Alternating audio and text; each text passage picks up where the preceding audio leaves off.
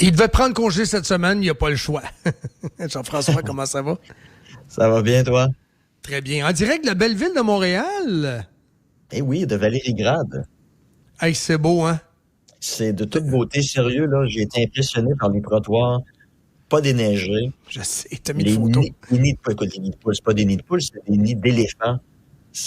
Et tous les chauffeurs de taxi à qui j'ai parlé, tout le monde chiale de la situation, mais quand c'est le temps de voter, il faut croire qu'ils oublient c'est quoi leur frustration. Juste pour donner dernières informations, l'épouse du guide de Suprême Seconde succombe à ses blessures. Donc, elle est partie comme un petit poulet dans les airs. Elle est partie. Massoura, là, je sais pas quoi, 79 ans, était d'un coma, la pauvre fille, puis elle est partie. Elle est partie au ciel. Là. Ou je sais pas de quel bord aller en haut, là, mais regarde, bon débarras. Voilà. Goodbye, la Elle est plutôt en bas. On espère qu'elle et son mari sont plutôt en bas, en enfer qu'au paradis. Je sais pas, t'es où physiquement, juste au niveau de la connexion et de la qualité du signal. Je sais pas, t'es-tu à l'hôtel, dans la chambre, t'es où? Ouais, je suis à l'hôtel. À l'hôtel, OK. Donc je sais pas si c'est une fenêtre, en tout cas, peu importe. Il faut dire que c'est Montréal aussi. Vas-y, plonge, Jean-François. Les conséquences du conflit, quelles sont-elles selon toi? Ben, c'est ça. Écoute, je veux dire qu'on soit d'accord ou non avec la décision de Trump d'attaquer l'Iran, je pense que maintenant, il faut faire avec. Puis, il faut se concentrer plus sur les conséquences. Donc, moi, je me pose la question, qu'est-ce que Trump veut? C'est clairement à la lumière de ce qu'il a fait depuis la nuit de samedi à dimanche. C'est pas de négocier avec les mollahs, parce qu'ils les assassinent les dirigeants les uns après les autres. Donc, le successeur de Khamenei, il a toffé 24 heures. Il a été abattu lui aussi. Donc, ça veut dire qu'il n'a vraiment pas l'intention de négocier quoi que ce soit avec eux. Donc, c'est pas le scénario Venezuela où il n'y a pas eu de changement de régime, en fait. Il a simplement kidnappé Maduro, puis la vice-présidente est tout simplement devenue la présidente. Donc, le régime est exactement le même qu'auparavant. Mais donc, clairement, dans le cas iranien, c'est pas la stratégie que les Américains ont en place. Donc, la stratégie qu'ils ont en place, c'est celle d'un changement de régime. C'est problématique pour différentes raisons. Parce que le changement de régime, le problème, c'est que il faudrait idéalement qu'il y ait une figure de l'opposition qui soit en mesure de rallier tout le monde pour pouvoir former un gouvernement de transition. Je sais, tout le monde dit que c'est le fils de l'ancien Shah d'Iran, Pahlavi. Le problème, je vous l'ai déjà expliqué, le type fait pas l'unanimité en Iran pour différentes raisons. Puis je pense que la raison principale, c'est que il a dit ouvertement que s'il était porté au pouvoir, il allait reconnaître l'État d'Israël et qu'il allait engager l'Iran dans les processus de paix, les accords d'Abraham, etc. Bon, ben le problème, c'est que pour beaucoup d'Iraniens, même si ce ne sont pas des Arabes, ce sont des Perses, il y a quand même un élément d'antisionisme dans la psychologie collective. Puis ça fait en sorte que dès le départ, le type, c'est une figure divisive qui peut pas vraiment prétendre à unir les forces d'opposition. Donc ça veut dire, si vous avez un changement de régime avec une personne qui rallie pas les forces de l'opposition, ça va ressembler à l'Irak en 2003. La foule est anti-juive surtout. Donc, nécessairement, tu nous apprends également que le tuteur en place ne s'appellera pas Sheinbaum ou Shapiro, là. Non, c'est exactement. C'est ça que tu viens de dire, là. Ça n'arrivera pas, ouais. Donc, qui, à ce moment-là? Parce que c'est une collection d'illuminés, des braillards en noir, avec la photo de Ali, c'est complètement débile, là, des gens totalement déconnectés. Je trouve ça saucé, mais il va falloir que ces gens-là se retrouvent dans le nouveau leader. C'est pas évident, là. Un musulman à cravate, là, ça pognera peut-être pas, là. Non, c'est ça. Puis l'autre truc aussi, c'est que moi, j'ai un collègue, l'Arménie, c'est un pays limitrophe à l'Iran, donc j'ai un collègue qui est iranien, il a beaucoup de contacts en Iran. Puis lui, son estimation, c'est que tu as à peu près de 5 à 10 % de la population iranienne qui soutient le régime des ayatollahs. Sur une population... Combien? Excuse-moi, Jean-François, 5 combien? À 10 5 à 10 % de la population iranienne défend le régime des ayatollahs. Donc, c'est des membres de la garde, les gardiens de la révolution. C'est des gens qui profitent financièrement parlant du régime. Donc, eux, ils vont défendre bec et ongle jusqu'au bout le régime en place. Bon, 5 à 10 % c'est pas beaucoup, mais sur une population de presque 100 millions, ça fait quand même du monde. Fait que vous avez potentiellement de 5 à 10 millions de la population iranienne qui, dans l'éventualité d'un changement de régime, soit des emmerdeurs, combattrait ce nouveau régime-là. Puis comment est-ce qu'ils combattraient ce nouveau régime-là? Et moi, ça me fait penser à l'Irak après 2003. C'est des gens qui vont se lancer dans le terrorisme. Parce que les gardiens de la Révolution, ils sont armés. Alors, ils savent comment utiliser leurs guns. Ils ont démontré le mois dernier qu'ils étaient prêts à utiliser leurs armes contre la population civile.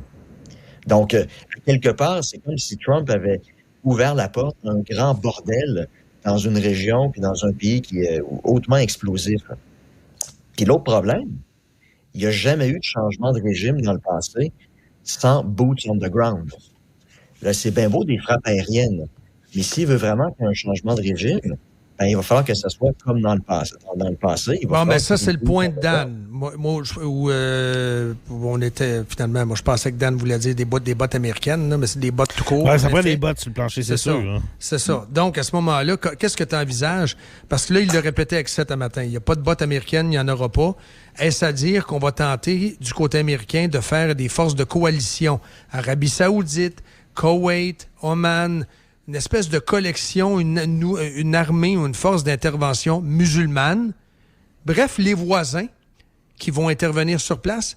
Parce que je vois mal des GI du Wisconsin aller baver des femmes en noir qui braillent comme des madeleines. Là. Non, puis on sait, si c'est le cas, on sait très bien comment ça va finir. L'armée américaine va avoir des milliers de morts. C'est ça, la population. Donc, c'est qui les boots on the ground, selon ta vision? Ben, en fait, les Iraniens, c'est des Perses, c'est pas des Arabes. Donc, tout à fait. Et ils ne sont pas musulmans en majorité. C'est des zoroastres, je crois, ou c'est des gens qui ne croient pas. C'est ça, exactement. Ouais. Donc, ils sont en guerre larvée contre l'Arabie Saoudite, par exemple.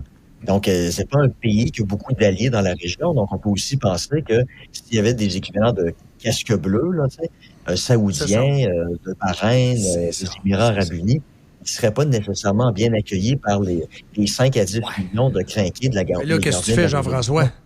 Les voisins, ça marche pas. Les USA, ça marche pas. Ben, t'annonces que les Français, ça va marcher encore moins, là. Ouais. Les Canadiens, peut-être. Ouais.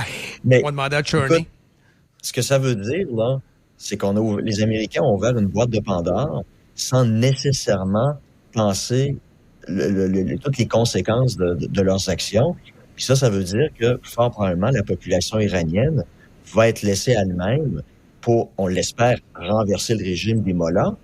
Mais le problème, une fois que ça va avoir été fait, ils vont probablement être laissés à eux-mêmes à combattre à l'intérieur d'une guerre civile contre une espèce de guérilla islamiste. Entre ethnies aussi, comment tu analyses la dynamique interethnique également?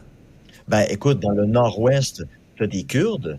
Donc, est-ce qu'ils vont en profiter comme les Kurdes irakiens pour faire une quasi-sécession? Si c'est le cas, qu'est-ce que la Turquie va dire? Parce qu'ils sont résolument la Turquie a toujours été opposée à la création d'un Kurdistan. D'un Kurdistan. Vous avez aussi des Arabes de mémoire dans le sud-ouest. Vous avez des Pashtuns. Vous avez plein de minorités. Donc, peut-être que des minorités comme celle-là vont profiter de la situation pour obtenir de l'autonomie ou faire sécession.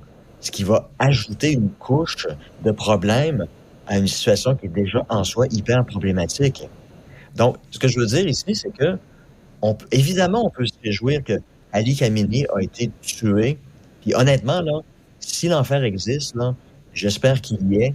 J'espère que les descriptions bibliques de l'enfer sont effectivement le reflet de la réalité. Parce que j'ai aucune pitié pour ce type-là. Puis je suis content qu'il soit mort. Je suis content qu'Ahmadinejad, l'ancien président, ait aussi été abattu il y a quelques jours par une frappe aérienne. J'ai aucune sympathie pour ces gens-là et j'espère sincèrement que les femmes iraniennes vont être en mesure, après presque 50 ans de théocratie, de pouvoir se dévêtir, retirer leur voile et de vivre librement. Mais moi, je me concentre... 72 vierges, par contre, t'en parles pas ben. Au final, il va peut-être se rendre compte que c'est 72 gros boys en camisole. Écoute, sérieux, oui. J'aimerais vraiment que ce soit 72 homosexuels. Ah oui, let's go! Il faut payer le prix. Maudit homophobe à la merde. C'est ça, écoute, ce type-là, c'est un dégueulasse, puis j'espère que c'est ça. Pour le reste de l'éternité. Mais le problème, c'est les conséquences. Puis moi, ça m'inquiète beaucoup, parce que j'ai l'impression qu'on va vivre une situation Libye 2.0, Irak 2.0, puis qu'au final, on se ramasse dans une guerre civile qui va peut-être tuer encore plus de civils que le nombre de civils qui ont été tués par le régime au cours des dernières décennies. Puis si ça devait se produire, ça serait terriblement malheureux. Excellent point. En terminant, peux-tu nous résumer un peu tes entrevues? Comment ça s'est passé? Qu'est-ce que tu as fait et qu'est-ce qu'il te reste à faire à Montréal pour la tournée Caron World Tour? Ben, c'est ça. Écoute, vendredi soir, j'ai participé à l'émission de Stéphane Bureau à Télé-Québec. Il y avait des invités très intéressants. Malheureusement, je ne peux pas vous révéler leur identité. Non. Mais vous allez savoir dans environ 2 semaines. Ensuite, j'ai fait le podcast de Rémi pincé? Villemur. T'es-tu chicané? Non, ça s'est très bien T'as-tu passé. fait traiter de pro-russe? Non, mais vous allez voir. A priori, ça risquait d'être très explosif avec les autres personnes qui étaient sur le plateau. Puis au final, on s'est très bien entendus. Ben oui. T'es un gars modéré, là. Je veux dire, t'es un gars, t'es pas... Ben oui. Je veux dire, il y a tellement... Il y a une fabrication là, des médias de Montréal, là. Oui, Je veux dire, on en subit les conséquences à Radio X là, depuis des années. Une fabrication, c'est ça. Ouais. Puis après ça, j'ai fait le podcast de Rémi Villemur, Héloïse Bois. J'ai fait Jer Alain hier. Puis ce matin, avant mon départ, une entrevue avec Alexa Lavoie et Rebel News. Donc, je suis très content. Très bon.